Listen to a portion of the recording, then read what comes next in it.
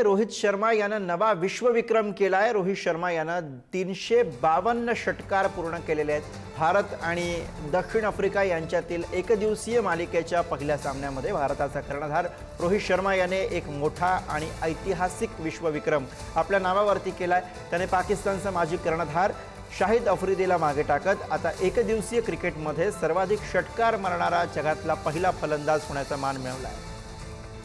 आणि याच विषयी आपण अधिक बोलूया। सिद्धेश भंडारे आपल्याला अधिक सांगतात। सिद्धेश, नक्कीच रोहित शर्माचा हा नवा विश्वविक्रम आहे। त्यांनी आपले 352 षटकार जे आहेत ते पूर्ण केले आहे आणि भारताने दक्षिण आफ्रिकाच्या एकदिवसीय मालिकेच्या या पहिल्या सामन्यात भारताचा आपला रोहित शर्माने एक मोठा ऐतिहासिक विश्वविक्रम आपल्या नावावर सध्या केल्याचं आपण पाहिलेलं आहे। आणि आपल्या या धडाकेबाज खेळीदरम्यान त्याने एक दिवसीय आंतरराष्ट्रीय क्रिकेटच्या इतिहासातील सर्वाधिक षटकार मारण्याचा विश्वविक्रम त्याने आता मोडीत काढला आहे।